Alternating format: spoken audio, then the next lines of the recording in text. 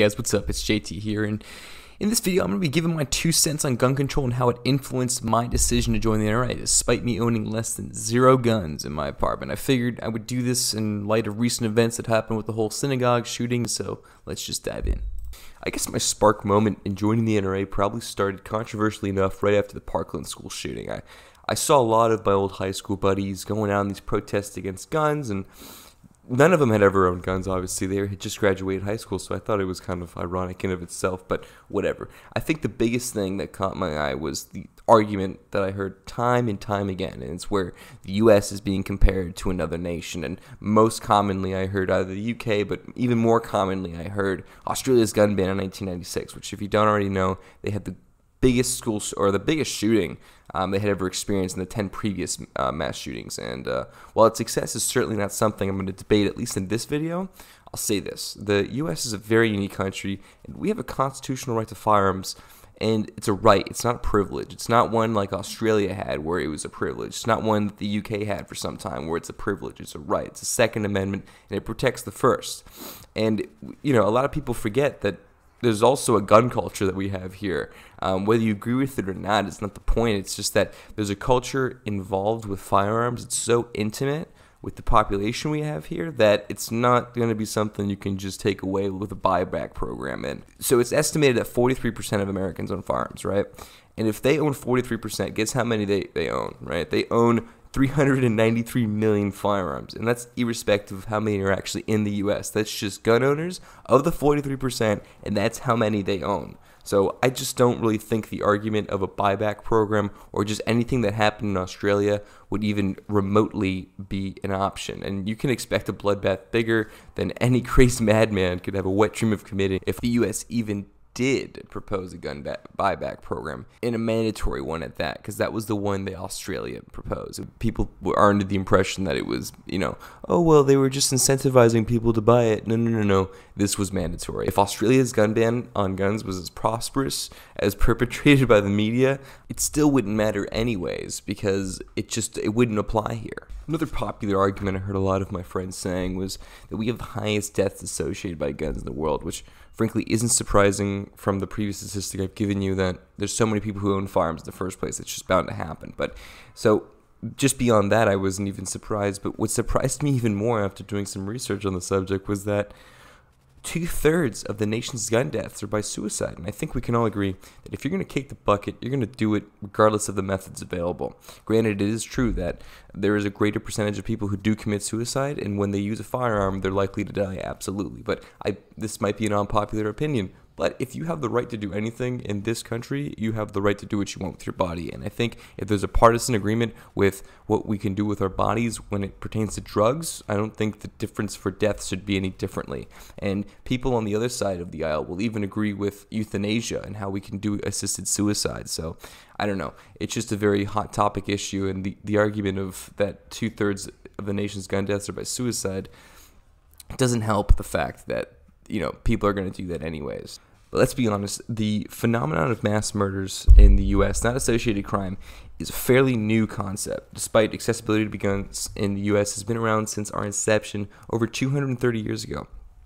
Weapons have become much more deadlier since our start, and I'm not going to argue that, you know, since the 20th century we've had automatic weapons, and that's an absolute fact, but we haven't banned them since 1986, and there's been a steep increase in the amount of mass murders we've had in this country, which I think is even more prevalent now because there's just a big problem in this country, and that's with mental health, and it's often gone unchecked. Nobody really talks about this, and oftentimes I'll hear people say that, you know, the Orlando shooting in nightclub wasn't mental health related, and they would be right because it was based on religious extremism. I mean, the guy devoutly said he was, you know, he pledged allegiance to ISIS, and I would ask those people if they advocate we ban ideas, and some of them, scarily enough, would probably say yes, but that's wrong. Anyways, then I'll hear another one is that, oh yeah, I don't know if you guys remember, but Stephen Paddock, the Vegas shooter, he was described by his family as perfectly normal, and the fact of the matter, he was prescribed anti-anxiety medication, one of which, if you guys don't already know, is called Valium, which, let's go and read the side effects, can cause paranoid and suicidal ideation and impair memory, judgment, and coordination. Okay, that sounds kind of familiar with what kind of went down there. And guess what? These type of medications are probably just about as easy as getting alcohol underage. The same people I saw protesting at my apartment were, ironically, people who didn't know anything about firearms. They didn't bother to research what was an AR-15, what constitutes an assault rifle, and they'd often say how a military weapon had no application to the civilian world, and they'd probably be right, and I'd probably agree with them. But the fact is that an AR-15, the weapon of choice of mass murderers, as it's coined, isn't any more of a military weapon than your dad's shotgun. I mean, like, think about it. I mean, the way that the AR-15 is chambered, it's chambered in a 5.56 round, which, if you guys don't already know, is really no bigger than a .22, right? And if you don't know what a .22 is, I mean, it's like the caliber of that weapon is, a lot of people make fun of it because it's not that big, you know. And look, I don't know this because I'm a gun owner. I know this because I took the time to research this, and that's why I think is really important. Is like, you don't have to own a gun to know about it, and that's fine. And I'm not gonna sit here and portray to be like the person who knows everything about all firearms, and you know that's why I took this stance. But I mean, I did do a modicum of research where I came across with the conclusion that these weapons really aren't any more deadlier. And if you're going to have the conversation of banning the AR-15, we need to have another conversation about what guns do you really want to have on the streets, because it seems as though they take this first approach with the AR-15 and then they say, okay, well, that's a military weapon, we don't want that. But then you say, okay, well, listen, there's 20 different other weapons who could do just as much damage as this. I mean, mind you guys, the first mass shooting happened in 1949. The guy used a .08 Luger, which is, if you guys don't know, that's a handgun. Okay, he killed 13 people with that. He just had a lot of magazines and he just went on a fucking rampage. But I'm just saying, like, these firearms, the fallacy that people believe that, you know, oh, well, it's just the AR-15, that's the bad one, you know. Well, they're all dangerous, okay? They're all dangerous, right? That's the point of firearms. They're dangerous, they're meant to protect, and they're meant to defend freedoms. So, I mean, we protect our banks with guns, we protect our freedom with guns, you know, we protect this country with guns, and, you know, with police and everything. But it seems like with schools, we don't want to really do that. I'm not in favor of arming teachers or anything. I'm just saying, you know, where's the protection when it comes to that?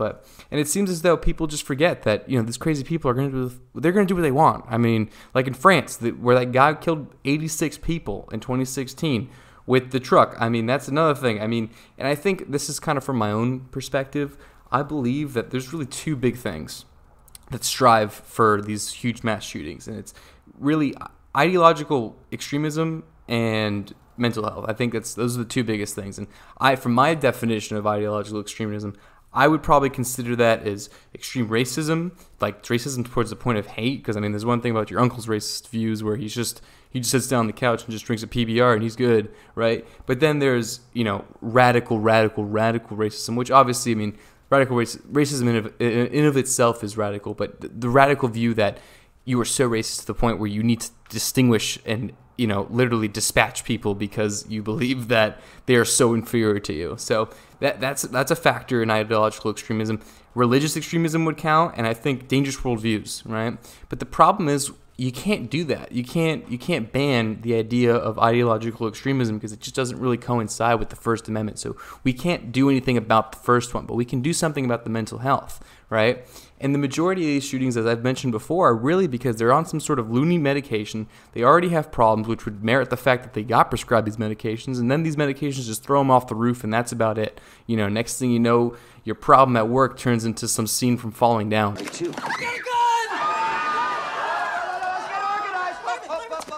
I mean, it's insane what happens with these people when these take these medications.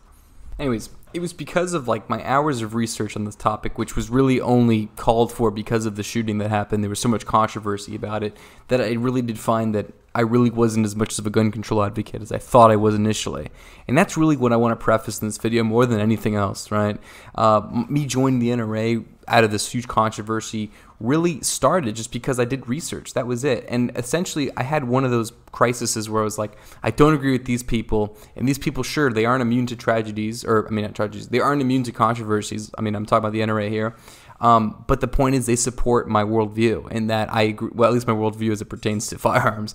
And, you know, I agree with them there. So I think that's really what it came down to. And the bottom line again is that I will support a side that fights for law-abiding citizens' right to have a firearm. That's really what it came down to. And then I was like, you know what? I'm gonna put in and pay into this program and see what happens. I know I talk about joining the NRA like I went to a recruiter or something, and I had to get some mental tests done before I joined. But the point is that I joined this thing supporting a side that I believed in, and I just hope you guys can understand that's why I came from and did it. And it wasn't from a point of feelings, and it wasn't from a point of coming from an upset point of view. I did it from the opposite, frankly. I mean, I did it from a point of view of I was just very calm, and I was like, you know what, I need to know more about the subject that I don't know about. I've never owned firearms in my life. I want to learn more. So I did, and that's what happened. And it's not that we can be bipartisan on this, because I did agree with Florida's new legislation to change gun law ownership to 21. I agree with that. I mean, people are so kind of immature nowadays that I don't really think an 18-year-old has the right to have a firearm anymore. And I think that's another problem with this country, is that we have a hard time defining what's an adult these days. It's like 18 you can vote, 18 you can die and fight for your country. You can do a lot of things at 18, but you can't really do everything until you're 21. It's kind of weird. Like, I moved out at 18, but I wasn't really able to do much else. I couldn't really drink or do anything else, so that's what's kind of weird. And look, it's easy to fall victim to the ludicrous, unsubstantiated ideas of gun banners, and somehow every country that's banned them lives in some sort of Stalinist utopia, and it makes it even harder to support gun rights when it seems as though you'd be taking some callous approach, which I think is the biggest problem, is that if you took my approach right now, I'm going to get so much hate in the comments. I think if anyone bothers, is that it's going to be like, oh, well, you have no heart, and that's the problem, is that there's a stigma associated with people who are in the NRA who just support gun rights. And that's that they just don't care. You'd be associated as a right-winging, Chick-fil-A eating redneck, but the reality of gun control is that it shouldn't be a partisan debate at all. Like, this shouldn't be a political debate. This should just be one of morality, ethics, and logic. That's all it should be. Those three things. Okay, I can totally feel for the tragedies that happen, but we need to take a logical approach to this, and we can always make the determining factors about ethics as well. Absolutely. But I just don't think you guys if you ever get in an argument with someone, don't be fooled in taking a party approach to this, because a lot of people like to make this political, and I don't think it should be. But it's hard to, because it's the media always portrays it as some political thing. It's like the Republicans do this, and then look, the Republicans are not immune to their things. They'll say, oh no, but the Democrats do this. But I just don't feel like this issue should be a partisan issue. They've just made it one, and I just think it's our rights as Americans, and to bear arms, and it just shouldn't be infringed. Period. I agree with the Second Amendment. Should there be limitations? Absolutely. Am I in favor of gun control as it pertains to people going and getting background checks before they can get firearms? Absolutely. And that's really where I came from on this issue. Anyways, I hope you guys enjoyed. I know it's a different kind of video than the ones you guys are used to, but I love politics, in case you haven't already guessed. And after this whole tragedy with the shooting, I just really wanted to voice my opinion on this. And if you guys disagreed, let me know down in the comments where you guys disagree, where you lost me, where you agreed with me. That would be awesome. And stay tuned. I got some more videos lined up for the future. See ya.